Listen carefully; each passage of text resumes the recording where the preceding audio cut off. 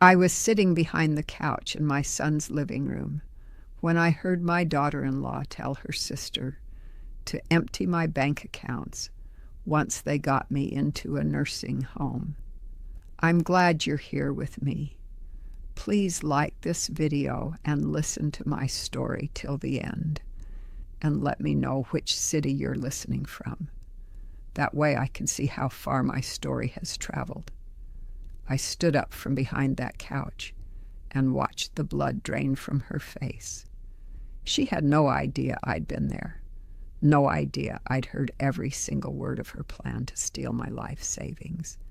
But I didn't say anything. Not yet. I just smiled, picked up my purse, and walked out of that house. By the time I got home, I'd already called my attorney. Let me back up and tell you how I ended up hiding behind my own son's furniture, listening to theft being plotted. I'm 74 years old. I was a teacher for 38 years, mostly 5th grade. I loved those kids. I loved watching them figure out long division and discover books they couldn't put down. I retired at 63 with a full pension and bought a small condo near the beach. My husband, Paul, had died 2 years earlier from a heart attack. Sudden. He was 61. We'd been married 36 years. I have one son, Michael. He's 42 now, works in pharmaceutical sales, makes good money. He married a woman named Vanessa 8 years ago. She was 28 at the time, worked in marketing for a cosmetics company. Beautiful girl, confident, always dressed perfectly. At the wedding, she told me to call her Nessa and hugged me like we'd known each other for years. I tried to like her, I really did. But there were small things that bothered me from the start. The way she'd correct Michael in public. The way she talked about money constantly. The way she returned gifts I gave her and told me what she bought instead with the store credit. When I gave her a cashmere scarf for her first Christmas with us, she returned it and bought herself running shoes. She told me this like I should be pleased she'd been practical. They had 2 children. Mason is 6 now, and Lily just turned 4. I love those kids desperately. I see them every Sunday for dinner at Michael and Vanessa's house. It's become a routine. I bring dessert. We eat around 6. The kids show me their drawings and their toys. I read them stories before bed. 6 months ago, I had a small stroke. I was at home, standing in my kitchen, and suddenly my left arm went numb and my words came out wrong. I managed to call 911. The paramedics got there in 8 minutes. I spent 4 days in the hospital. The stroke was minor. I recovered full function within 2 weeks. My doctor said I was lucky. We adjusted my blood pressure medication. I started taking a blood thinner. I did some physical therapy. Within a month, I was back to normal, driving, shopping, playing with my grandchildren. But Michael panicked. He called me every day asking if I was dizzy, if I'd fallen, if I could remember things. He started talking about how I shouldn't live alone anymore. What if I had another stroke and couldn't reach the phone? What if I fell in the shower? I told him I was fine. The doctors said I was fine. I had a medical alert bracelet. I'd made a full recovery. He backed off for a while. Then 3 months ago, he and Vanessa started suggesting I should think about moving somewhere with more support. An independent living facility, maybe, or assisted living, just to be safe. I said I wasn't interested. I loved my condo. I had friends in the building. I could walk to the grocery store and the library. I was independent and intended to stay that way. Vanessa said they were just worried about me. She said it was hard for them to relax knowing I was alone. What if something happened? I said I appreciated their concern, but I was managing fine. That conversation happened at Sunday dinner. The kids were watching a movie in the other room. Michael and Vanessa exchanged a look across the table. I saw it, but I didn't understand it at the time. 2 weeks later, I got a phone call from a woman named Patricia, who said she was from Golden Meadows Senior Living. She said my son had requested information packets for me. Would I like to schedule a tour? I said no, thank you, and hung up. I called Michael. I asked why he'd given my number to a senior living facility without asking me. He said he was trying to help. He said I should at least look at the options. Golden Meadows was beautiful. They had activities and chef-prepared meals and transportation to doctor's appointments. I said I didn't need any of that. I had my own car, my own kitchen, my own life. He sighed. He said I was being stubborn. He said everyone his age worries about their aging parents. He was just being responsible.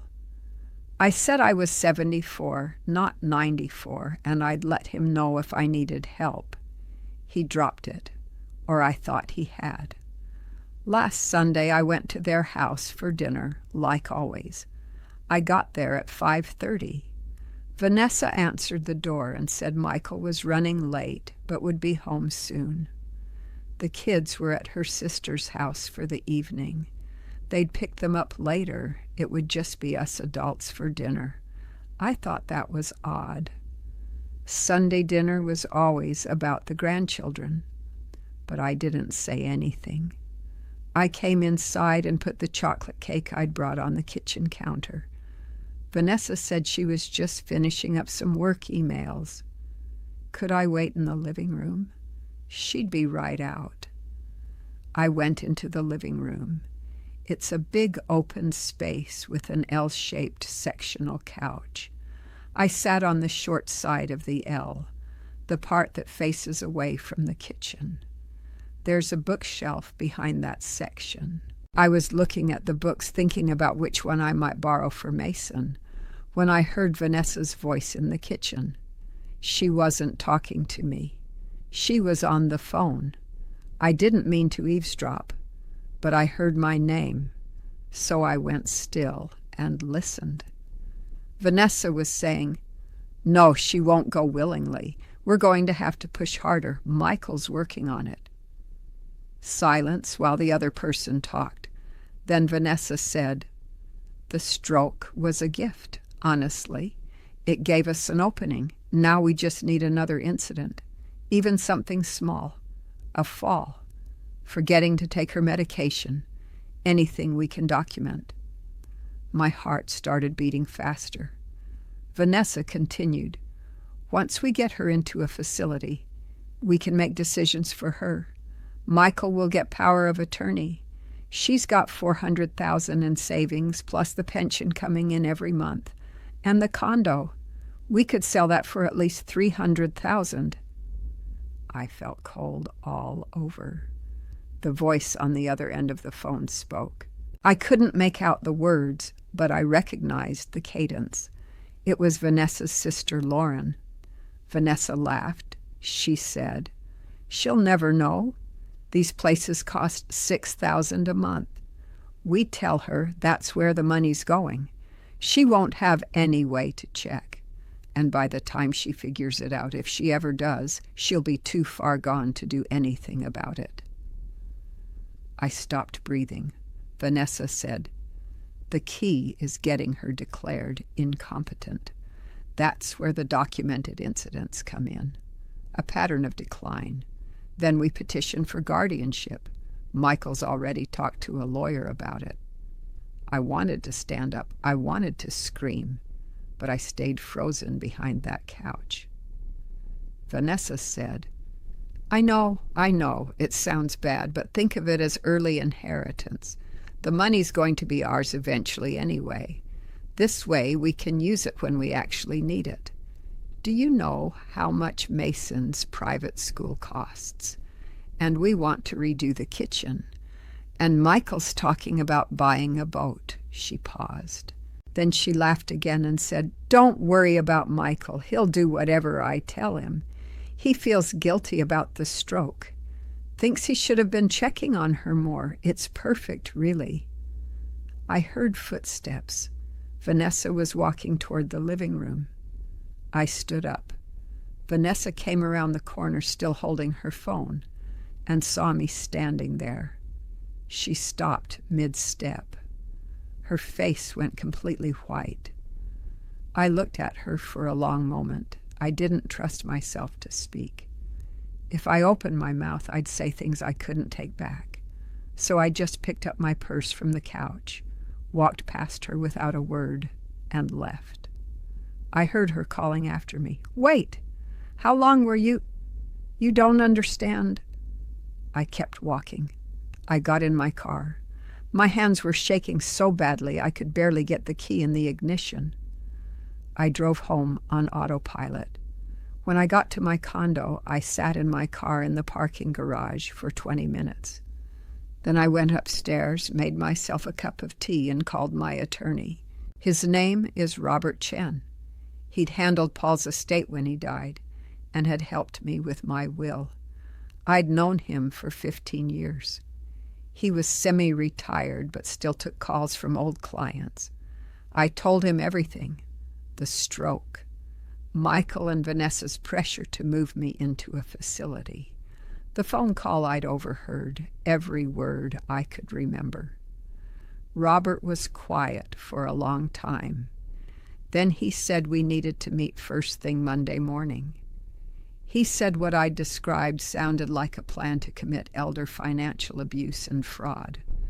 We needed to protect my assets immediately. I didn't sleep that night. My phone rang 14 times. Michael, Vanessa, Michael again. I didn't answer any of the calls. The voicemail started apologetic. Vanessa saying there'd been a misunderstanding. I'd overheard a conversation out of context. Could we please talk? Then Michael's voice, confused. "Mom, Vanessa says you left upset. What happened? Call me back." Then Vanessa again, her tone sharper.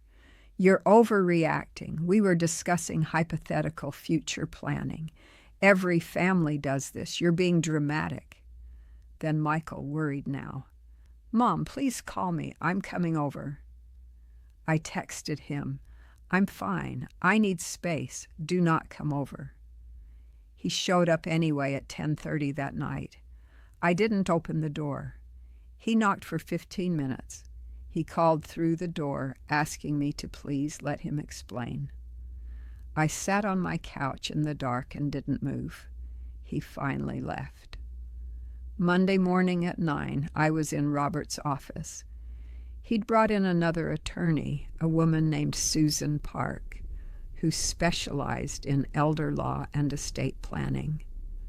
Robert said we were going to do 3 things immediately.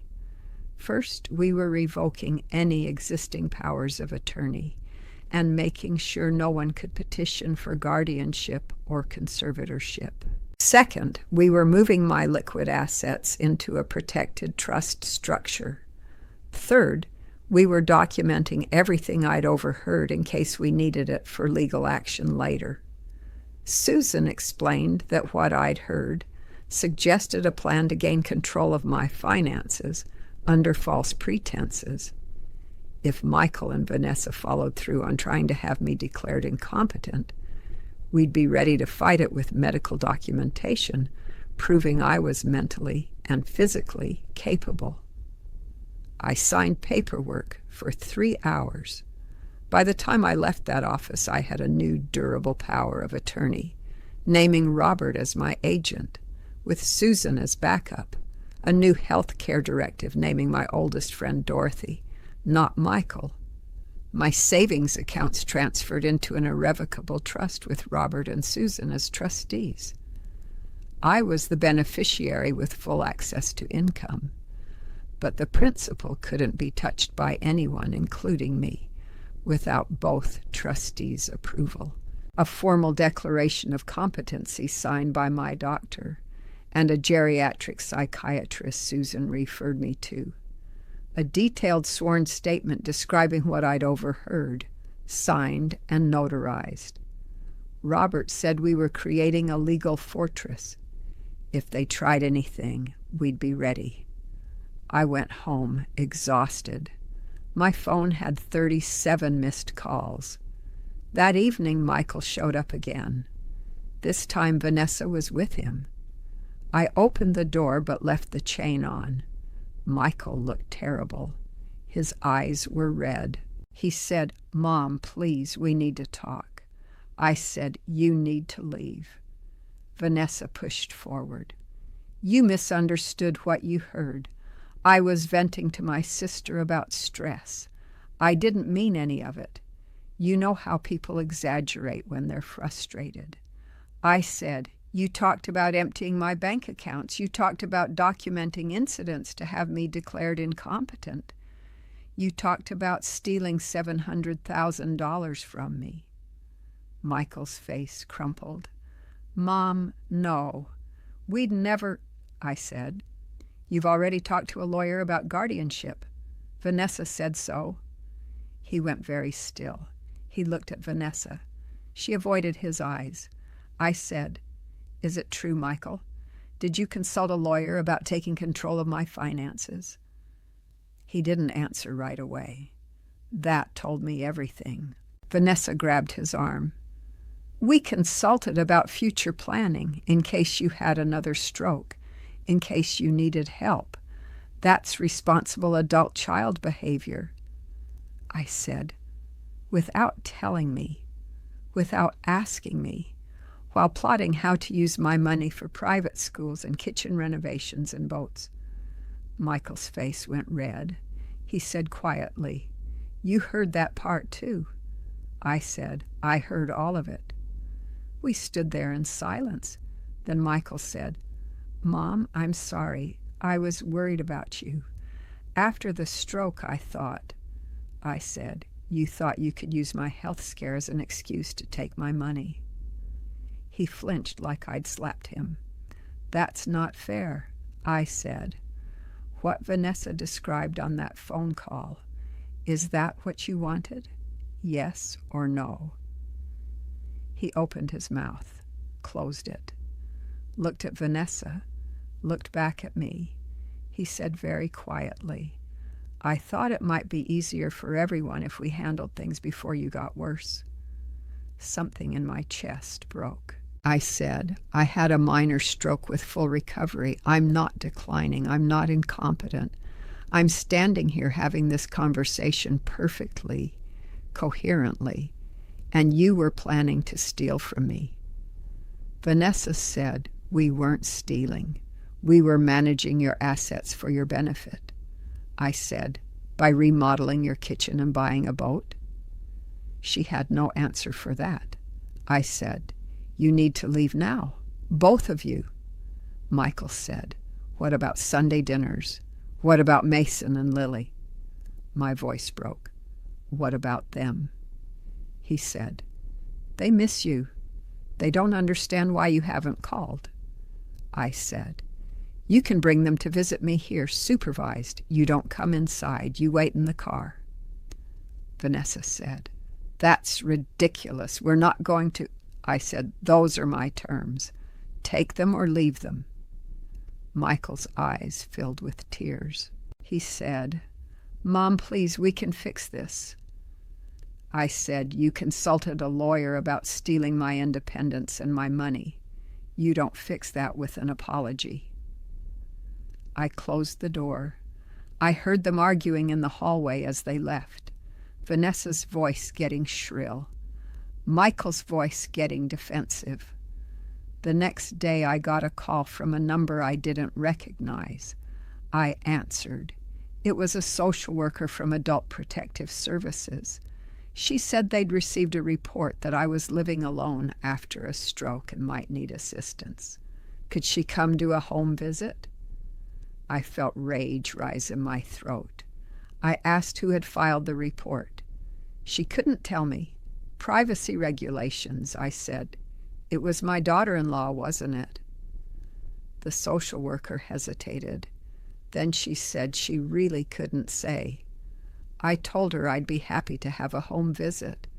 I gave her Robert Chen's phone number and said my attorney would be present.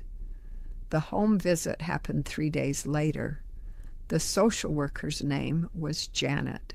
She was in her 50s, kind eyes, professional demeanor. Robert sat in on the meeting. Janet walked through my condo. She asked me questions about my daily routine, my medications, my support system. She asked if I'd had any falls or confusion or memory problems. I answered everything clearly and completely. I showed her my medication organizer, perfectly filled. I showed her my calendar with doctor's appointments and lunch dates and book club meetings. I showed her the medical alert bracelet I wore.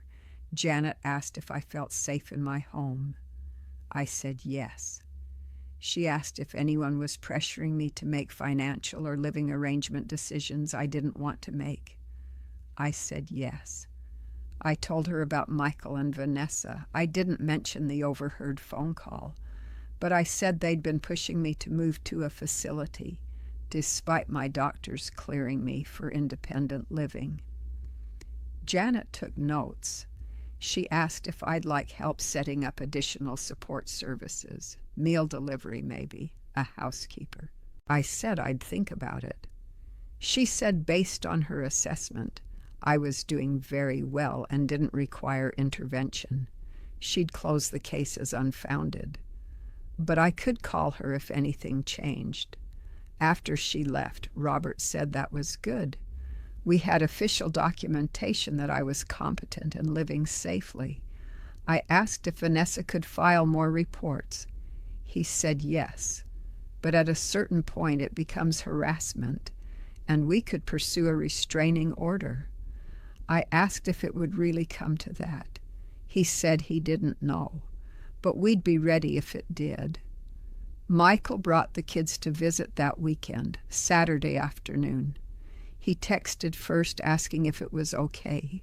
I said yes. I met them in the lobby of my building.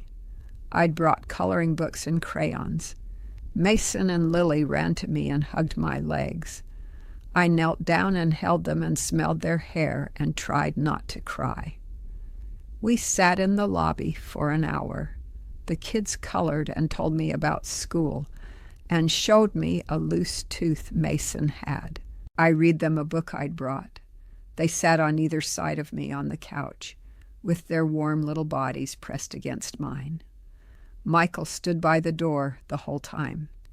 He didn't try to come closer. When it was time to go, he said, "Next Saturday?" I said, "Yes." That was 2 months ago. I've seen Mason and Lily every Saturday since, always in the lobby, always with Michael waiting by the door. Vanessa has never come. Last week, Michael asked if we could talk. Just the two of us. Maybe coffee somewhere. I thought about it. Then I said, okay. We met at a cafe near my condo, neutral territory. We sat outside at a small table. Michael ordered black coffee. I ordered tea. He didn't say anything for a long time. Then he said, I talked to a therapist. I waited. He said, she helped me understand that what we planned was financial abuse. She used those exact words, financial abuse. I said, yes. He said, I told myself it was just planning ahead, being practical, making sure you were taken care of, but that's not what it was. I said, no. He said, Vanessa has always been focused on money, on status, on keeping up with her friends. I knew that when I married her. I thought I was okay with it. But somewhere along the way, I started seeing you the way she sees you, as an asset to be managed instead of my mother. I felt tears start. I didn't wipe them away. He said, I'm not making excuses. What I did was wrong. What we planned was cruel. I don't expect you to forgive me.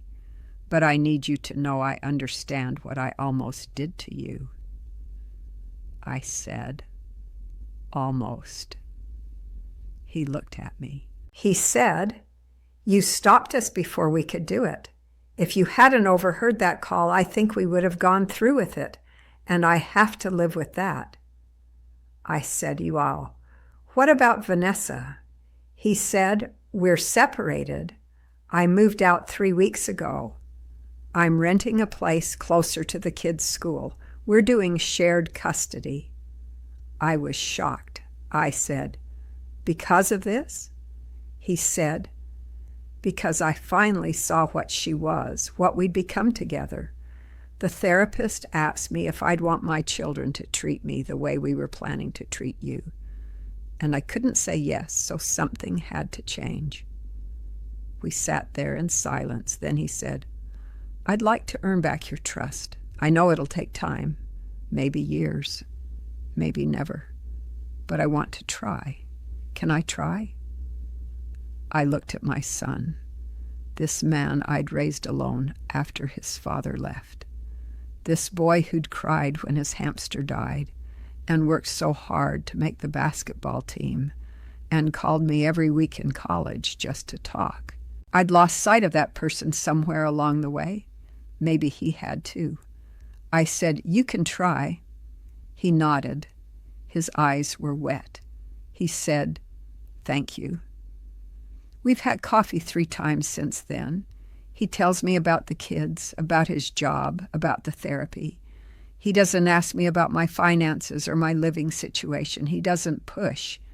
I still have the trust in place. I still have Robert as my power of attorney. I'm not changing any of that, maybe ever. That's not about Michael. That's about protecting myself. I saw my doctor last week. She said I'm doing great. Blood pressure perfect. No signs of cognitive decline. No restrictions on my activities. I'm still in my condo. Still independent. Still driving and shopping and living my life exactly as I want to. Mason lost that tooth. Lily learned to write her name. I was there for both milestones. In the lobby with Michael waiting by the door, but there. I don't know what the future holds with my son. I don't know if I'll ever fully trust him again. I don't know if Vanessa will try something else or if the divorce will end this chapter completely.